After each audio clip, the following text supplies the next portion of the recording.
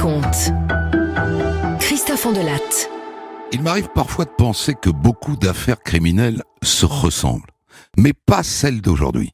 Celle d'aujourd'hui est vraiment à part.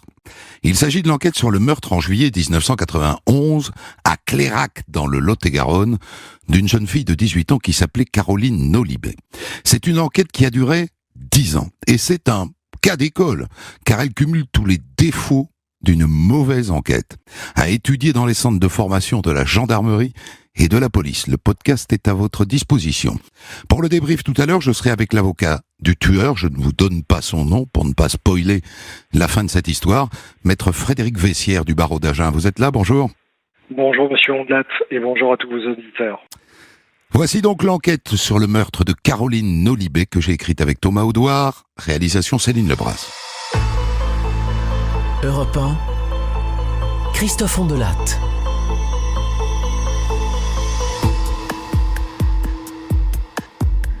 C'est l'histoire d'une gamine de 18 ans que l'on retrouve mourante et puis finalement morte devant sa porte, un soir.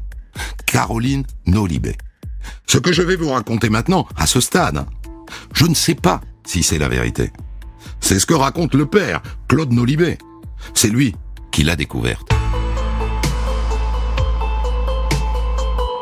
Le 31 juillet 1991, le père est chez lui, à Clairac, dans le Lot-et-Garonne, et vers 23h, il entend des gémissements dehors. Au début, il croit que c'est le chien, d'autant plus qu'il est malade. Alors il regarde par la fenêtre, et il voit une masse sombre devant le portail de son pavillon. Il se dit, c'est le clébard. Alors il sort, et ça n'est pas le chien. C'est sa fille. C'est Caroline qui est là, couchée sur le sol, face contre terre, la tête accrochée au portail par sa cravate. Il s'approche. Caroline ? Il détache la cravate du barreau du portail, il la retourne, elle est couverte de sang. Mais elle respire. Caroline ? Alors il court à l'intérieur de la maison, il veut appeler les secours, mais son téléphone est verrouillé. Il panique, il essaye de le déverrouiller, il n'y arrive pas, alors il court chez son voisin. Il sonne. Claude, mais qu'est-ce qui se passe ? Je crois qu'on a tué ma fille. Le voisin tout de suite appelle un médecin et il va voir sur place. Et elle est là, couchée près du portail. Il se penche, elle ne respire plus. Le docteur arrive, Caroline est morte. Le voisin appelle tout de suite la mère, Christiane, les parents sont séparés. Et c'est le médecin qui appelle les gendarmes. Et quand ils arrivent, ils découvrent la scène de crime. Entre-temps, le père a dépendu la gamine, les gendarmes la trouvent couchée sur le dos. À mon avis, là, tu vois la plaie sur le thorax, là. À mon avis, c'est un coup de couteau, hein. Et puis là, les gendarmes se tournent vers le père. Monsieur Nolibet, vous pouvez nous raconter dans quelles circonstances vous avez découvert le corps de votre fille ? Il raconte. Il explique comment il a retrouvé sa fille, vivante, comme pendue au portail. Et puis les gendarmes font le tour de la scène de crime. Alentour, il n'y a pas d'arme du crime, il n'y a pas de couteau. Il n'y a pas non plus de traces de lutte. Mais là, près du portail, il y a une trace de semelle. Et puis quelques mégots. Et près du corps, le parapluie de Caroline. Tout ça est saisi, glissé dans des sachets plastiques pour le labo. Je vous le dis tout de suite, dans quelques heures, il va se mettre à pleuvoir. Et il n'y aura rien d'autre à tirer de cette scène de crime. Et puis les gendarmes vont vers la maison. Dis donc, t'as vu là, sur le volet ? On dirait du sang, ça, non ? Une trace de sang sur le volet droit. Une fois à l'intérieur, du sang, ils en trouvent aussi sur le sol de la véranda, sur une table, sur un interrupteur et sur le téléphone. Les gendarmes se disent, c'est le père. C'est le père couvert de sang qui a dû serrer sa fille contre lui et qui a mis du sang partout. Et comme il est là, il lui demande de confirmer. Le sang, là, sur l'interrupteur, c'est vous qui l'avez mis ? La réponse du père est confuse. Oui, peut-être, il sait pas, c'est possible, il se souvient plus. Et puis ça se complique pour lui avec l'histoire du téléphone. Il dit que le téléphone était verrouillé et que dans la confusion, il n'est pas arrivé à le déverrouiller et que c'est pour ça qu'il est allé téléphoner chez le voisin. Bon, en soi, ça n'a pas beaucoup d'intérêt, mais le médecin qui prévient les gendarmes dit qu'il n'a eu aucun mal à téléphoner, qu'il n'a rien eu à déverrouiller. Bref, vous l'avez compris, au tout début de cette histoire, le père est dans le collimateur. Je vous ai parlé des traces de sang sur le volet et du téléphone verrouillé qui ne l'était pas vraiment. Eh bien, il y a autre chose qui conduit à braquer les regards vers le père. Les clés. Le trousseau de clés de Caroline. Savez-vous où on le retrouve? Sur la porte d'entrée, à l'intérieur. Monsieur Lolibé, comment se fait-il que les clés de Caroline soient là? Mais vous savez, les clés, d'habitude on les met dans le sac à pain à l'extérieur. Elle comme moi, hein. En rentrant ce soir, j'ai dû me tromper, j'ai dû prendre son trousseau, c'est tout. Mouais. Sauf que la mère qui a vu Caroline en fin d'après-midi raconte une autre histoire. Elle est passée chez moi avant de rentrer chez son père. Et elle avait ses clés. Elle a posé son trousseau sur la table en arrivant. Enfin, je me souviens, elle a un porte-clés en forme de cœur. Je le vois sur la table. Et alors, comment ces clés se retrouvent-elles sur la porte à l'intérieur? Pourquoi le père raconte-t-il cette histoire de sac à pain? Le lendemain, le père est placé en garde à vue. Et lui, le naïf, au début, il ne réalise pas qu'on le soupçonne. Et puis les questions se font de plus en plus pressantes. Et il commence à comprendre que les gendarmes pensent qu'il a pu tuer sa fille. Notamment à cause de cette histoire de clé. Et il comprend que les gendarmes se demandent si le meurtre de Caroline n'a pas eu lieu dans la maison. Et si ensuite on n'a pas tiré le corps dehors. Et qui? Eh ben lui. Le père. Mais bon, il est tout de même relâché. N'empêche que Clairac, c'est un petit village, hein, et les gens... Paraît que le père, il était couvert de sang. Ah oui, couvert de la tête aux pieds. À mon avis, c'est lui. L'autopsie a lieu 5 jours après. Je sais, c'est beaucoup, mais on est en pleine vacances d'été. Le légiste étudie d'abord la plaie sur le thorax, et il confirme que c'est un coup de couteau. Le couteau a sectionné une côte au passage, il a perforé le péricarde, et il a terminé sa course dans le ventricule droit du cœur, sans le traverser. La plaie est perpendiculaire, elle fait 4 cm de large. À mon avis, la mort n'a pas été instantanée. Hein. Il est vraisemblable qu'elle soit survenue, je dirais, 10, 15 minutes après le coup de couteau. Ça n'est pas la seule plaie. Il y a aussi un coup sur la paupière supérieure gauche et un coup sur l'arête du nez. Mais pas de signe de strangulation, pas non plus de signe de violence sexuelle. La toxicologie est négative, ça veut dire que Caroline n'était pas droguée. Donc on résume. Son agresseur la frappe, bim, bam, et il lui plante son couteau dans le cœur.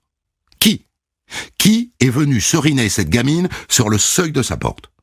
Et pourquoi? Caroline était une enfant de Clairac, 3e d'une famille modeste, le père est cariste en usine, la mère est ouvrière agricole. Les 2 aînés ont quitté la maison. La mère récemment a refait sa vie. Et Caroline a fait le choix de rester vivre avec son père. Tout en restant très proche de sa mère, hein. Elle la voyait presque tous les jours. À 18 ans, Caroline était devenue, chez son père, la femme de la maison. Elle faisait les courses, le ménage, les comptes. Elle travaillait à la chaîne dans une usine de conditionnement de haricots verts. Un petit copain? Non. Enfin si, elle en a eu de ci de là, mais pas longtemps. Rien de sérieux. Alors on tente de reconstituer l'emploi du temps de Caroline durant la soirée du meurtre. Elle devait aller à une fête avec sa copine Valérie. Mais la Valérie en question raconte qu'elle passe la chercher en début de soirée. Elle n'est pas là. Et le père ne sait pas où elle est.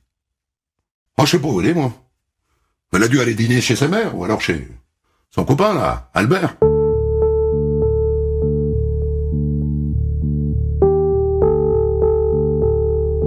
La copine Valérie part donc seule à la fête. Pendant ce temps-là, Caroline est en effet chez son copain Albert. Ils dînent ensemble, vers 20h. Le copain Albert raconte qu'à la fin du repas, il la ramène en mobilette chez sa mère. Il est alors 21h30, 21h45. La mère confirme.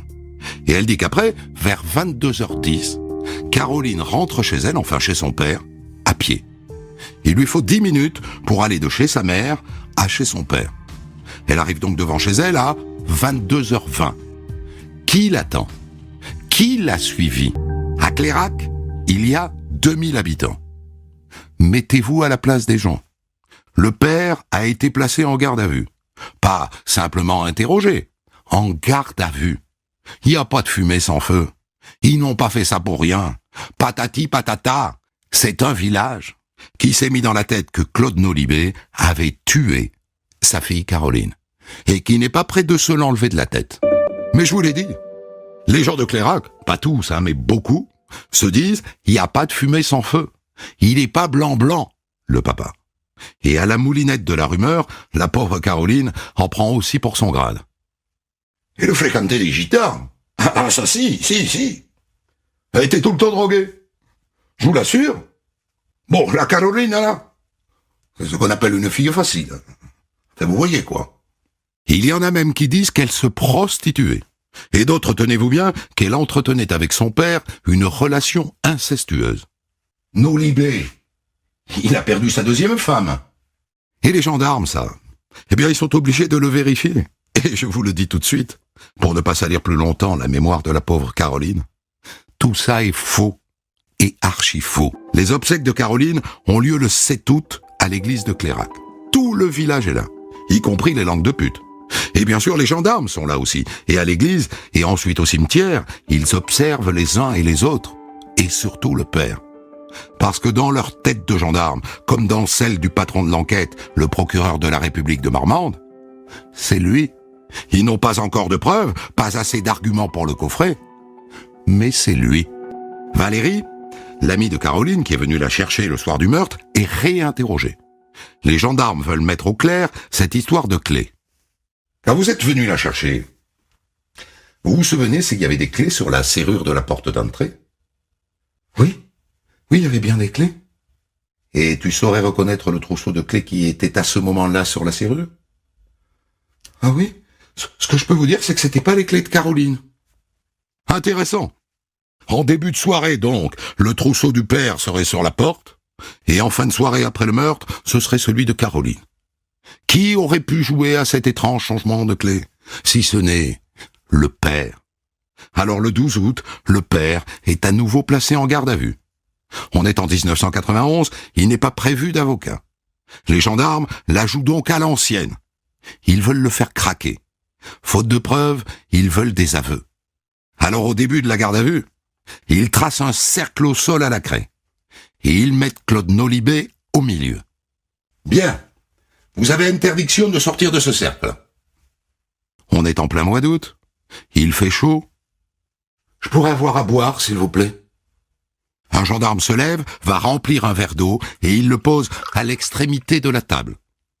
Tu auras ton verre d'eau quand tu nous auras dit enfin la vérité. Mais lui, il reste droit dans ses bottes. Enfin, je n'ai pas tué Caroline, je n'en aurais même pas eu l'idée. Et pendant toute la durée de sa garde à vue, il ne bouge pas.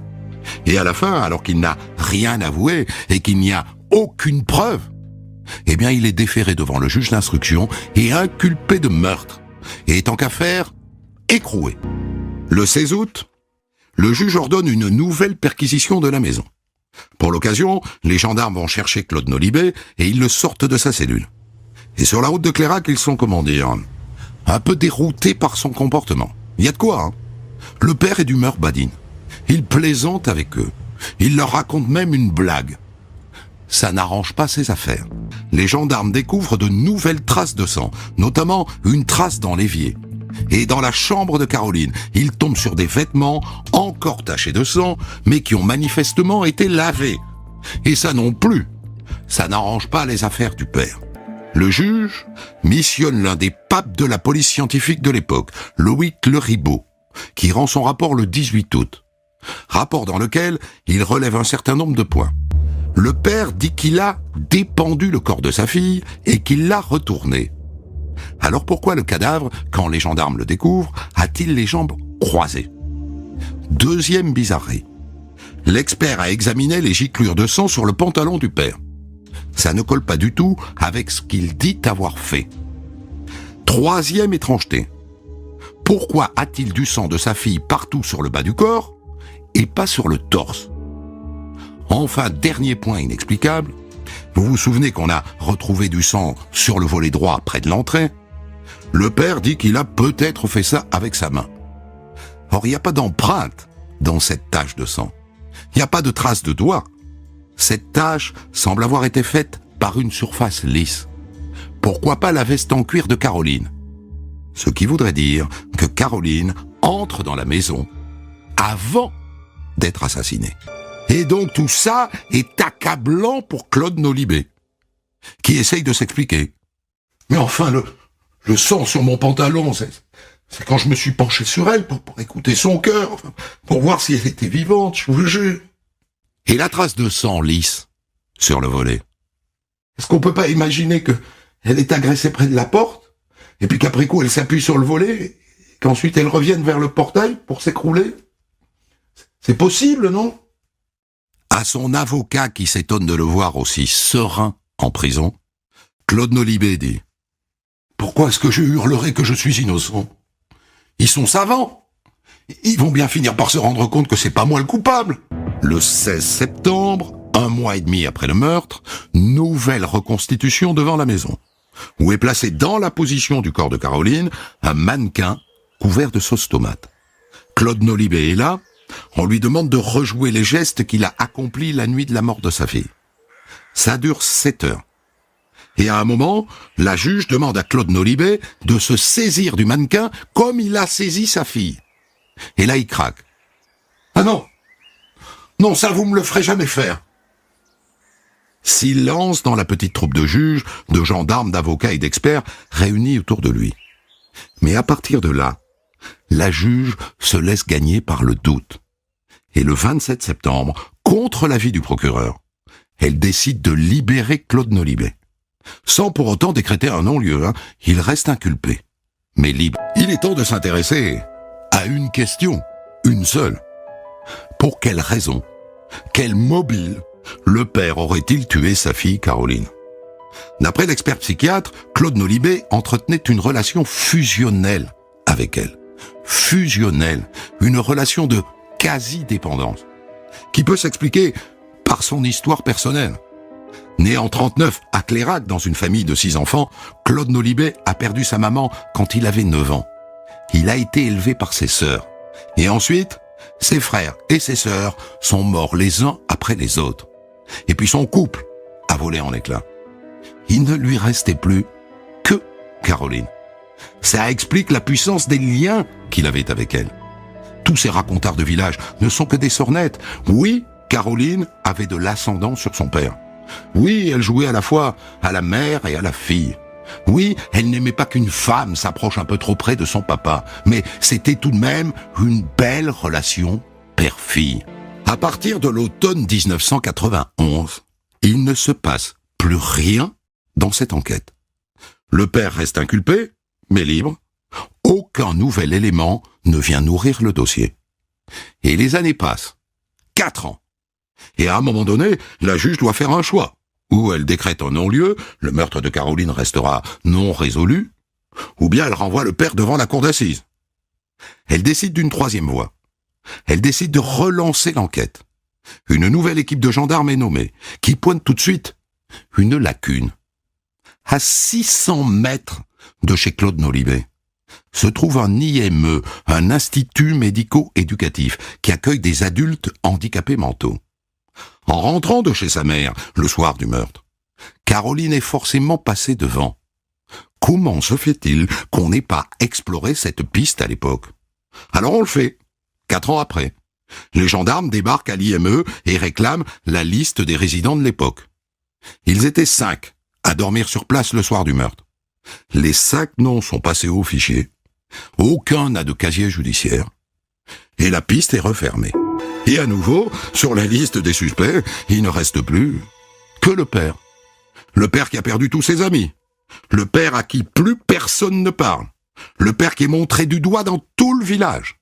Et qui, à un moment donné, désespéré, finit par écrire au président de la République. Il va lui falloir 2 ans de plus, 1997, pour qu'enfin on prononce à son endroit un non-lieu pour insuffisance de charge. Il n'y en a aucune, en vérité, au dossier qui accuse le père. Mais comme le meurtre reste non élucidé, les gens continuent de penser que c'est lui. Et donc finalement, il est obligé de quitter Clérac, où pourtant il est né. Cette affaire serait sans doute restée impuni s'il n'y avait eu un coup de chance. En mai 2001, 10 ans après le meurtre, une femme de ménage de l'Institut médico-éducatif trouve sous un lit un petit bout de papier plié. Elle le déplie et dessus il est écrit « Je suis l'assassin de Caroline Nolibé ». Alors elle le transmet immédiatement à la direction de l'Institut qui prévient tout de suite les gendarmes. Et à partir de là, ça devient compliqué. La chambre où on a découvert le petit mot est occupée par un pensionnaire de 38 ans qui s'appelle Philippe Gendouze. C'est un peu le chouchou du foyer. Il est poli, attentionné, assez courtois. On s'aperçoit d'ailleurs au passage que son nom ne figurait pas sur la liste donnée en 1995 quand les gendarmes se sont brièvement intéressés à la piste de l'IME. On l'avait oublié. Bon. Le problème avec Philippe Gendouze, c'est qu'il a 7 ans d'âge mental. Il est placé là depuis 20 ans, depuis ses 17 ans. Il ne pose, disent ses éducateurs, aucun souci particulier. Ils disent même qu'il n'est pas loin de pouvoir vivre de manière autonome dans un foyer ouvert. Il travaille d'ailleurs au CAT de l'Institut et il a une amoureuse, une pensionnaire de l'IME. Mais quand on passe son nom au fichier, on s'aperçoit que Philippe Gendouze a un passé. En 1985, soit 6 ans avant le meurtre de Caroline, il a agressé une jeune fille avec un couteau. Ça s'est passé à Saint-Livrade, tout près de Clairac. Philippe Gendouze suit une jeune fille de 17 ans qu'il trouve jolie. Il a un couteau, il saute sur elle pour la violer, elle se débat, il la poignarde au ventre et il s'enfuit. En raison de son handicap mental, il est déclaré irresponsable pénalement. Il est interné en hôpital psychiatrique et puis quelques mois plus tard, il ressort de l'hôpital et il retrouve sa place à l'IME de Clairac. Et ce qui est étrange, c'est qu'en 1991, quand Caroline est assassinée, personne ne pense à lui. Il faut dire qu'elle meurt le 31 juillet et que l'IME ferme ses portes pour les vacances le 1er août. Et au retour des vacances, la vie reprend tranquillement et les gendarmes, obsédés par le père, ne vont pas plus loin. Alors est-ce que c'est lui ? Est-ce que c'est Philippe Gendouze qui a poignardé Caroline ? Le 30 mai 2001, 10 ans après le meurtre de Caroline, les gendarmes débarquent dans la chambre de Philippe Gendouze pour une perquisition. Quand il les voit, il se redresse sur son lit et il crie « J'ai tué personne !» Mais dans sa chambre, on trouve une sorte de journal de bord que les gendarmes feuillettent immédiatement. Et en 1992, il écrit « La fille Nolibé est morte. Elle s'est fait assassiner. Tuer la prochaine. Liste que je dois tuer. Liste que je dois agresser. » Et dans sa chambre, on trouve aussi 3 couteaux et un gant sectionné au poignet. Philippe Gendouze est immédiatement placé en garde à vue. Et il dit les choses le plus simplement du monde. « J'ai noté la vérité sur le papier. » Et après, il désigne le couteau qu'il a utilisé. Un opinel. Et il explique que le gant lui a servi à masquer les empreintes. « Je la voyais passer tous les jours devant ma chambre. Je la trouvais jolie. » Alors il la suit. Il la rattrape. Il la poignarde d'abord au cou et elle lui dit « Mais qu'est-ce que je t'ai fait ?» Et lui, il lui plante son couteau dans le cœur. À l'issue de son interrogatoire, Philippe Gendouze est présenté au juge, mis en examen et écroué. Quelques semaines plus tard, a lieu une reconstitution. Il se prête au jeu. Mais 3 mois plus tard, il se rétracte. Peu importe. Le juge le renvoie devant la cour d'assises du Lot-et-Garonne et là, évidemment, se pose la question de sa responsabilité. Son retard mental peut-il lui éviter les assises ? On sollicite 3 experts psychiatres. Le premier dit qu'il est accessible à la sanction et qu'on peut le juger. Le deuxième dit tout l'inverse et le déclare irresponsable. Et le troisième, comme le premier, propose de le juger en tenant compte de l'altération de son discernement. C'est finalement la solution qui est retenue. Philippe Gendouze comparé devant les assises d'Agen le 10 janvier 2004. Il se retrouve dans le box un peu déconnecté, souriant, l'air pas inquiet. De toute façon, il est innocent. « La fille, là, je l'ai pas tuée !» On fait venir à la barre sa victime de 1985. « Ce jour-là, j'ai cru mourir !» Le personnel de l'Institut médico-éducatif vient dire qu'il était le plus doux du centre. Et à la fin, il se passe quelque chose d'extrêmement rare. Le père de Caroline est là, bien sûr. Pendant 10 ans, Il a fait office de suspect. Il est fatigué. Il est malade. Il est au bout du rouleau. Et l'avocat général s'adresse à lui. Monsieur Nolibé, je vous présente ici les excuses de la justice française, au nom de tout ce que vous avez subi. Et ensuite, il prononce ses réquisitions à l'encontre de Philippe Guindouze. Je rappelle ici que les faits justifieraient une condamnation à la réclusion criminelle à perpétuité, n'est-ce pas? Mais bien entendu, nous tiendrons compte des déficiences de l'accusé. Je vous demande donc qu'il soit condamné à une peine de 13 à 15 années de détention. La défense, bien entendu, plaide l'acquittement au titre du handicap mental. Et finalement, Philippe Guindouze est condamné à 15 ans de réclusion criminelle. Il ne fait pas appel. Pour avoir été injustement accusé et incarcéré, Claude Nolibé, le père, au bout du rouleau, obtient 50 000 € d'indemnisation. C'est le prix d'une vie détruite et de 10 années de soupçons sans preuve. Voilà donc pour cette histoire dont je vous disais, en la débutant tout à l'heure, qu'elle était totalement à part dans le décor criminel de ces 20 dernières années. Et pour la débriefer, je suis avec l'avocat de Philippe Guindouze, maître Frédéric Vessière du barreau d'Agen, qui est là avec moi au téléphone. Revenons rapidement sur ce procès, maître. Vous me confirmez que vous avez tenté de plaider l'acquittement pour Philippe Guindouze en raison de son handicap mental? Tout à fait. Nous avons effectivement, Hervé Caraval et moi-même, qui intervenions donc tous les deux pour la défense de Philippe Guindouze, plaider l'acquittement, non pas seulement au regard de sa déficience mentale, mais également en tenant compte de l'absence totale de preuves matérielles et surtout de l'impossibilité pour Philippe Guindouze d'avoir été le coupable compte tenu de certaines constatations qui avaient été faites sur les lieux et notamment des clés de Caroline que vous avez évoquées tout à l'heure. C'est-à-dire que lui n'a pas pu manipuler les clés?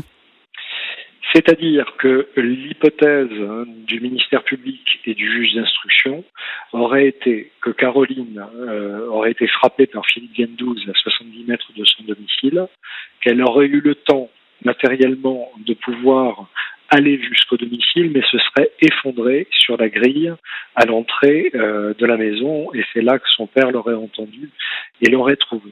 Mais dans ces conditions, eh bien, elle n'a jamais pu aller jusqu'à la porte de la maison, porte sur laquelle on a pourtant retrouvé, comme vous l'avez indiqué tout à l'heure, ses clés.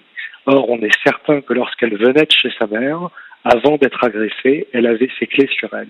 Donc comment, si Philippe Guindouze l'a frappée, comment ces clés ont-elles pu se retrouver de Caroline agonisante sur le seuil de la maison jusqu'à la porte de la maison? Nous n'avons aucune réponse. Et les enquêteurs que nous avons interrogés pendant la session de la cour d'assises à cette époque-là ont eux-mêmes convenu qu'il y avait là un problème qu'ils étaient incapables d'élucider. Il est assez vain, on le sait, d'aller plaider l'irresponsabilité pénale devant la cour d'assises. Il fallait le faire devant la chambre de l'instruction. Lorsque le juge d'instruction lui-même estime qu'il n'y a pas d'excuse d'irresponsabilité pénale, c'est rarement la cour d'assises qui le décide.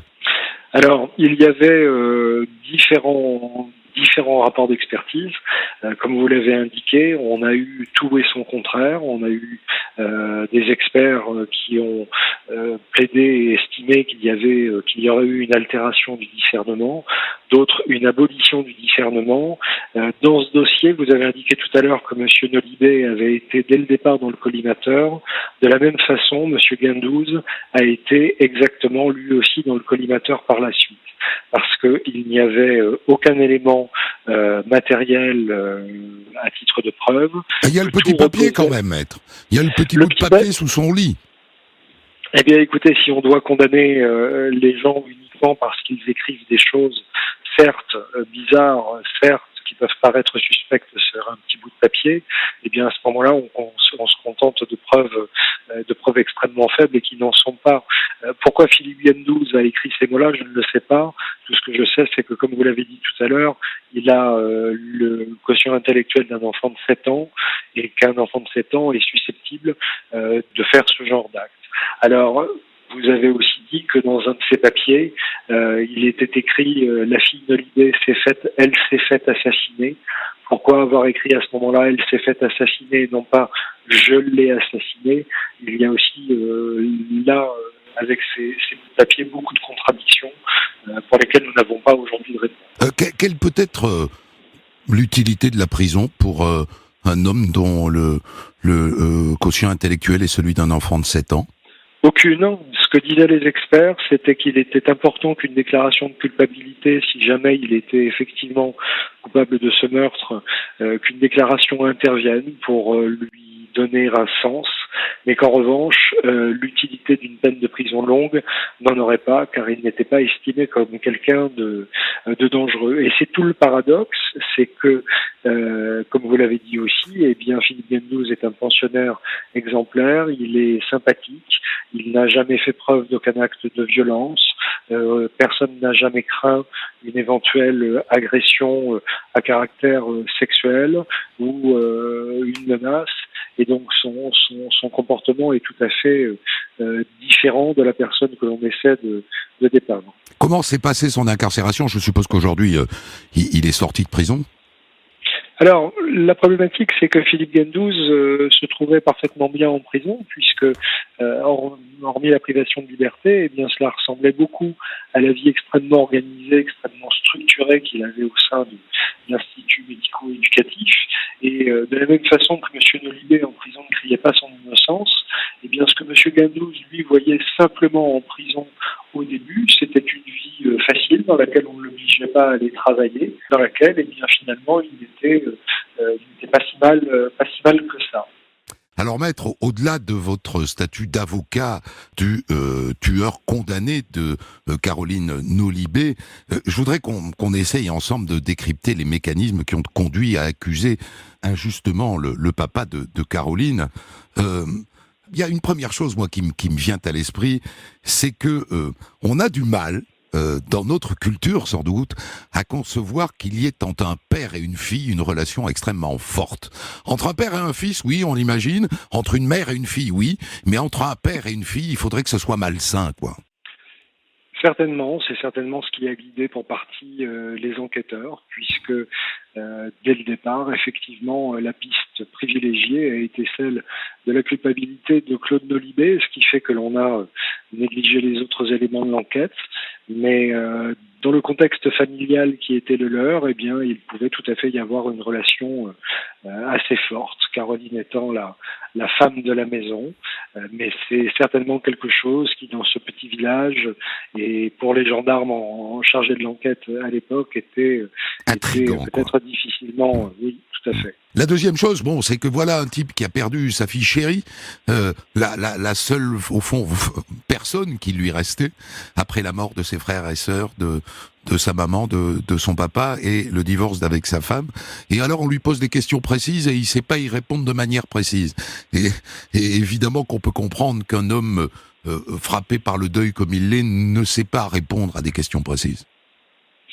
Tout à fait. On imagine toujours que les gens sont capables de répondre de façon rationnelle et objective, mais bien évidemment, c'est extrêmement compliqué dans ce type de conditions, surtout lorsque l'on a un comportement un petit peu naïf et que l'on n'imagine absolument pas que l'on puisse être suspecté. Mais parfois, les gens ont des réactions un petit peu étranges, ce qui ne signifie pas pour autant qu'ils sont des coupables. On a aussi d'ailleurs dans cette enquête la preuve que la présence de l'avocat est bien utile en garde à vue, parce que on a quand même un premier interrogatoire de garde à vue surréaliste. Ce rond tracé à la craie sur le sol, la chaise au milieu, et le père Nolibé assis dessus, à qui on dit vous n'avez pas le droit de sortir du cercle. Enfin, c'est quelque chose aujourd'hui qu'un avocat ne laisserait pas passer. Tout à fait. Heureusement, la loi est intervenue depuis. Elle a été modifiée pour imposer la présence de l'avocat.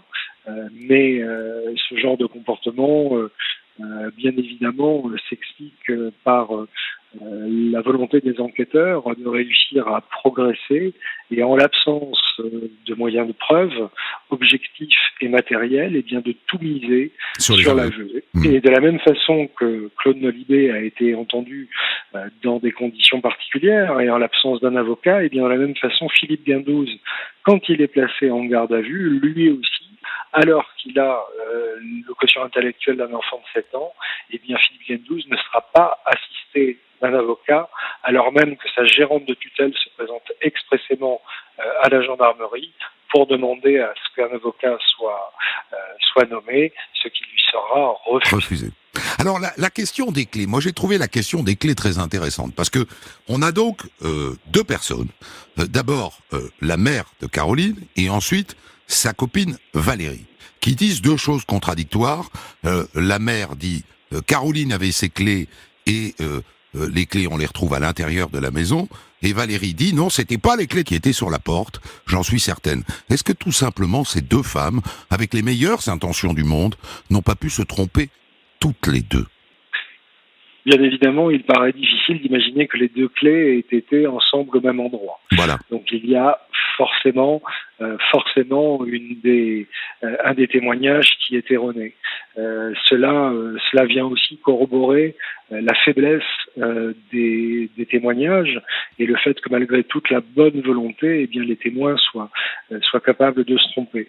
Dans le cadre d'un hold-up, on peut interroger 10 témoins, on aura 10 descriptions différentes d'un assaillant. La fragilité des témoignages, c'est essentiel. Juste une question, parce que vous connaissez bien l'affaire, beaucoup mieux que moi. Il n'y a pas de conflit entre la mère et le père qui ait pu amener la mère à raconter des sornettes pour faire tomber son ex-mari? Rien dans le dossier ne milite dans ce sens, à ma connaissance. Les excuses de l'avocat général au nom de la justice française prononcées au procès, j'imagine que pour vous c'était une première, non? Oui, c'était une première qui s'est exercée au détriment de mon client, car elle était une pression supplémentaire mise sur la justice pour que la justice répare son erreur. Oui. Voilà, et puisqu'on lui présentait un condamné sur un plateau, si je puis dire, dont on n'avait que les aveux obtenus encore une fois dans des conditions particulières, mais en l'occurrence, pour moi, cela restera le seul moment où j'aurais entendu effectivement dans une enceinte de justice un avocat général présenter ses excuses au nom de la République française. Entre nous, c'est plutôt pas mal, non? Que ça se soit fait, que ça se soit dit. C'est plutôt pas mal. Je crois que c'était nécessaire pour M. Nolibé, car bien que je sois le défenseur de M. Gandouze, je n'ai aucune suspicion que M. Nolibé ait pu être l'auteur de cet acte. Je pense que c'était mérité. Je pense aussi que lorsque la justice ou lorsqu'une enquête part du mauvais pied, eh bien malheureusement, le chemin qui l'a conduit arrive souvent à une conclusion erronée. Ça a été le cas pour M. Nolibé, et je pense que 10 ans après, malheureusement, cela a été de même pour M. Gandouze, notamment en raison de cette impossibilité matérielle liée aux clés que vous avez évoquées tout à l'heure. Les gendarmes ont-ils prononcé des excuses? Eh bien écoutez, en ce qui concerne les gendarmes de l'époque, non. Pas particulièrement. Ils sont venus devant la cour d'assises? Alors écoutez, dans mon souvenir, nous avons entendu beaucoup de gendarmes, et notamment ceux responsables de la dernière enquête concernant M. Philippe Gandouze. En ce qui me concerne, je n'ai pas de souvenir particulier, donc je ne voudrais pas m'avancer et moi aussi faire un témoignage erroné. 50 000 euros pour indemniser un homme qui est allé en prison pour rien et qui a focalisé le soupçon de tout un village pendant tant d'années, c'est assez? Ça me paraît peu, moi. 50 000 euros, est-ce que, de toute façon, sur le principe, est-ce que de l'argent est censé réparer ce type d'atteinte? On n'a pas trouvé de meilleur moyen. Donc aujourd'hui, faute de mieux, c'est ce que l'on m'accorde. Il est vrai que 50 000 euros, avec le recul, paraissent bien peu au regard de tout ce gâchis. Je vous remercie infiniment, maître Frédéric Vessière du barreau d'Agen. Des centaines d'histoires disponibles sur vos plateformes d'écoute et sur europe1.fr.